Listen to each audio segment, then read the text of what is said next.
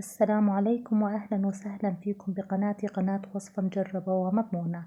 وصفتنا لليوم مقلوبة برغل بالخضار، وصفة فخمة وعالمية، طعمها شهي وخطواتها بسيطة. بتمنى تجربوها وبتمنى تنال إعجابكم، وبتمنى منكم دعم قناتي والاشتراك فيها. ويلا نبدأ خطوة بخطوة. بسم الله. كل المقادير راح تجدوها على الشاشة وفي صندوق الوصف. في طنجرة على النار راح أضع فيها كمية من الزيت النباتي، وأضيف فوقهم حبة بصل مقطع شرائح وأربعة فص ثوم. أحركهم مع الزيت حتى يصير البصل شفاف. بعدين راح أضيف عود قرفة وثلاث ورقات غار والبهارات الناعمة التالية. عندي ملعقة صغيرة من بهارات مشكلة، الكركم، الهيل، رشة فلفل، وملعقتين صغار كزبرة ناعمة. راح أحركهم مع بعض حتى تظهر ريحة البهارات العطرية، وبعدين راح أضيف فوقهم الدجاج. عندي دجاجة مقطعة 4 قطع. بالنسبة للدجاج أنا دائما أغسله بماء بارد وبعدين أنقعه بماء بارد وخله ملح وليمون لمدة ساعة ونص على الأقل. راح أقلبها مع بهارات على السريع حتى يصير لون الدجاج أبيض، وبعدين راح أضيف فوقهم ملعقة صغيرة ملح ممتلئة أو حسب الرغبة، وأرجع وأخلط كل هالمكونات مع بعضها، وبعدين راح أضيف ماء مغلي يكفي لغمر الدجاج، وأستنى لما تظهر الفورة على وجه الطنجرة أشيلها، وبعدين أترك الدجاج ينسلق لمدة 25 دقيقة. وهلا راح أنتقل لقلي الخضروات. طبعا قلي الخضروات وسلق الدجاج بنفس الوقت.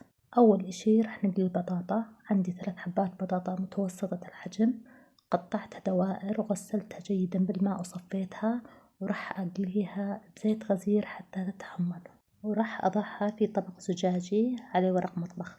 وأنتقل للباذنجان. عندي حبتين باذنجان قطعتهم طولي، وتقدروا تعملوهم دوائر حسب الرغبة. راح نقليهم نفس الزيت اللي قلينا فيه البطاطا حتى يتحمروا، وأرجع وأرتبهم في طبق زجاجي عليه ورق مطبخ. في مقلاة على النار وضعت فيها قليل من زيت الزيتون، وراح أقلي فيها البندورة على الجهتين. عندي 3 حبات بندورة قطعتهم دوائر، وكل ما أقلي جهة راح أرش عليها شوية ملح. وننتقل للبرغل. عندي 5 أكواب برغل حبته خشنة، راح أغسلهم جيدا بالماء البارد، وبعدين راح أنقعهم ماء دافئ لمدة ربع ساعة. طبعا نقعت البرغل بعد 10 دقايق من بداية سلق الدجاج. وهون آخر مرحلة بالقلي. راح نقلي الدجاج على الجهتين بعد ما سلق 25 دقيقة. هون البرغل بعد ما نقع 15 دقيقة صبيته من ماء النقع، وراح أتبله بالبهارات والملح. عندي ملعقة صغيرة من بهارات مشكلة ومن الكركم، رشة فلفل، ملعقتين صغار كزبرة مطحونة، وملعقتين كبار ملح أو حسب الرغبة. أخلطهم مع بعض، وبعدين راح أضيف ملعقة كبيرة معجون بندورة، وأرجع وأخلطها مع البرغل. بهاي الوصفة كثير طيب إنه نضيف معجون بندورة إلها. هلا كل إشي جاهز معنا، راح أبدأ تطبيق المقلوبة. أول إشي راح أضع القليل من البرغل قاع الطنجرة، وبعدين راح أرتب قطع الدجاج، الباذنجان، البندورة والبطاطا. وهون بدي أحكي لكم إنه أنا لما قليت البطاطا والباذنجان رشيت عليهم ملح، وإذا نسيتوا ترشوا عليهم ملح فرشوا عليهم قبل ما ترتبوهم طبقات بالطنجرة. وبعدين نضيف البرغل وأوزعه بالتساوي، وأثني أطراف الباذنجان وأضيف ماء السلق.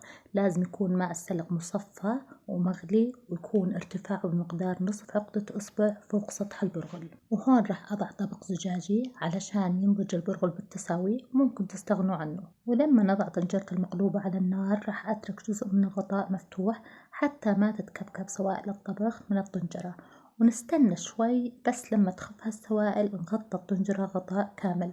راح أطبخ طنجرة المقلوبة، ونطبخ المقلوبة على نار متوسطة حتى يصير ارتفاع السوائل نفس ارتفاع سطح البرغل، وبعدين نهدي النار حتى يمتص البرغل كل السوائل وينضج. وهون بدي أحكي لكم إنه مقلوبة البرغل تماسكها أقل من الرز بكثير. عن جد وصفة كتير طيبة وشهية، بتمنى تجربوها وبتمنى تنال إعجابكم، وشكرا لكم.